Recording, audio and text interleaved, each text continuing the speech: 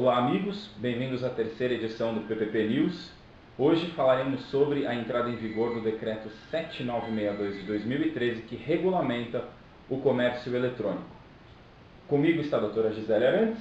Vamos comentar os principais pontos que esse decreto trouxe, tanto para que o fornecedor ajuste a sua loja virtual, o seu site de comércio eletrônico, quanto ao consumidor para observar se as regras estão sendo cumpridas e se ele pode confiar naquele site.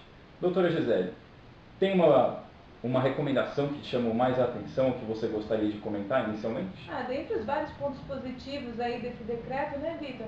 A gente vê aí o direito de arrependimento, por exemplo, né, que agora já está previsto com esse decreto, estabelecendo que o fornecedor ele deve adotar as medidas para cancelamento de contrato, estorno dos valores, enfim. Isso aí, muito positivo, sem dúvida nenhuma. Então fica mais fácil para o consumidor. Então ele manifesta o seu direito, quer dizer, ele manifesta o seu arrependimento, a sua vontade de arrependimento, e o fornecedor que vai precisar tomar as providências tanto para cancelar os contratos acessórios, quanto para devolver o dinheiro já pago ou cancelar um valor que ainda será faturado. Exatamente.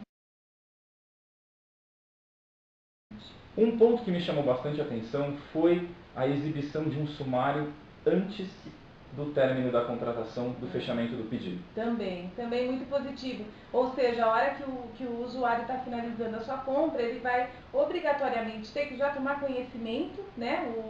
A loja vai ter que fornecer os pontos principais daquele contrato, principalmente as cláusulas que limitariam os direitos desse consumidor, né? Além de um resumo da compra, né? Para ele ter uma visão geral e mais prática do que ele vai contratar, exatamente. seja a espécie, se uma compra ou se uma contratação de serviço, exatamente. o tipo, preço, discriminação de tarifas adicionais ou serviços paralelos que ele pode contratar, por exemplo, um seguro, um frete mais ágil, que faça a entrega com menos tempo. Eu achei bastante interessante a obrigação das lojas em divulgarem sua razão social, CNPJ ou CPF do responsável, inscrição estadual se o caso, endereço de e-mail, endereço postal, para facilitar ao consumidor eventual notificação extrajudicial ou até mesmo ingresso em juízo. Muitas vezes os usuários perguntavam como eu acho o responsável por essa loja, quem é o dono, com quem eu falo. Exatamente.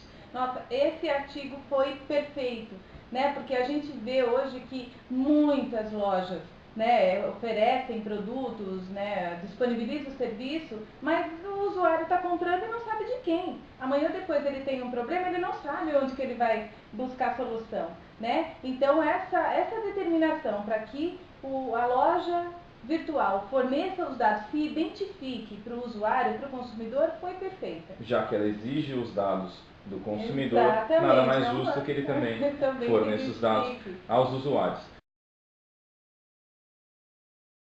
Para a gente encerrar esse bate-papo fazendo alguns alertas, talvez o principal deles é que o decreto não veio para tentar coibir fraudes ou prender pessoas que fazem estelionatos digitais. Ele veio para aumentar a confiabilidade das plataformas que disponibilizam o comércio eletrônico, sejam sites, páginas de internet ou aplicativos rodados em dispositivos de mobilidade. Então, é importante que o usuário conheça esses decretos, os termos desse decreto, para verificar quando chegar numa loja nova se a loja atende a todos aqueles pontos.